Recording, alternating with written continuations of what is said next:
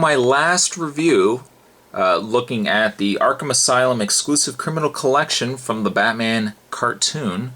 Today we're going to be looking at... Oh, he's on the floor.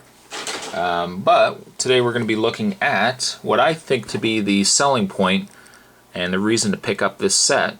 We're going to be looking at Ventriloquist and Scarface. Very neat figure. I would say the Ventriloquist stayed pretty close to the Batman Animated Series cartoon version of him. The Ventriloquist pretty much looks the same. I mean, he's balding, he's got the glasses. Obviously, this Ventriloquist is a little more stylized, I think, than the animated series. The voice is about the same, though. I don't know the actors that portrayed them. Yeah, why do I think it's the guy from the Reanimator that did the voice in the animated series? I don't know the name of the actor who did the voice of Ventriloquist in Batman, though, or in the Batman cartoon. But I think the figure does a good job of representing representing the Ventriloquist. He does look a lot like the character from the cartoon. I think Scarface looks a lot like Scarface as well.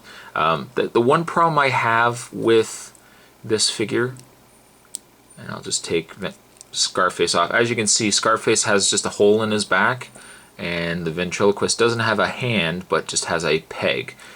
So the downside is you can take off Scarface, but then you're going to have old peg arm Ventriloquist here. I think the one problem I had with the Scarface from the Batman cartoon, rather than the... I'll have to actually lay him down here. With this cartoon rather than the animated series, I wasn't a big fan of this particular look of Scarface. I mean, clearly they're trying to go with the Al Pacino Scarface design. I mean, it looks just like Scarface from the Scarface movie. I'm not a big fan, though. I mean, he's got his sandals and everything else.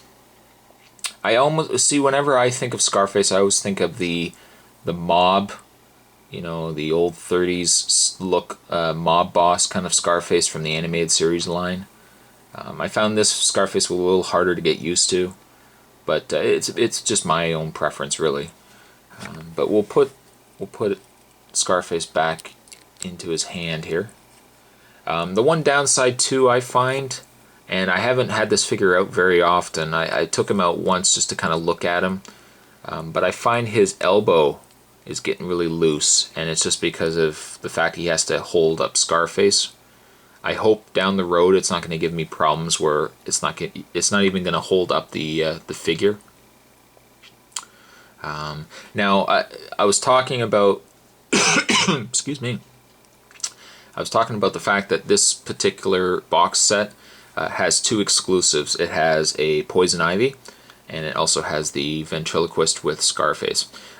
During my Poison Ivy review, I mentioned that she didn't actually come with, because there were two different sets. She didn't come with a variant. However, the Scarface did come with a variant, and it unfortunately meant that you had to buy the entire set again. So me being a completionist, when this set came out, I actually did buy the other set just to get the variant. Now the variant, if you haven't watched the cartoon, the Batman cartoon, you won't even know who this character is, because he does not appear in the comics.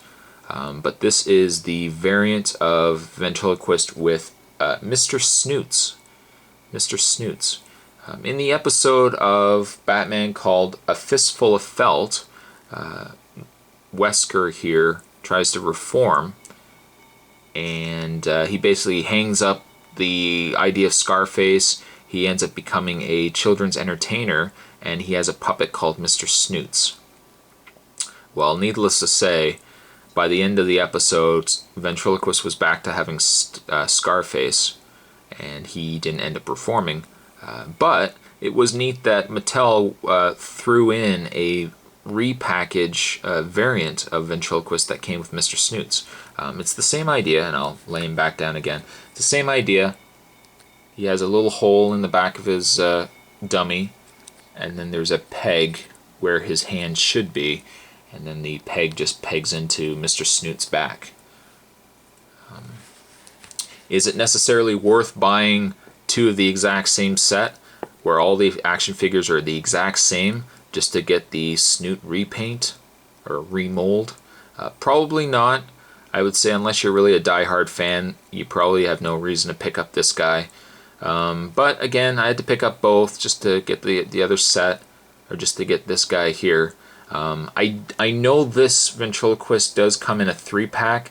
I haven't seen the Ventriloquist with Mr. Snoots in a 3-pack, so I honestly don't know if you ever could get this guy in a 3-pack or in the 3-pack release.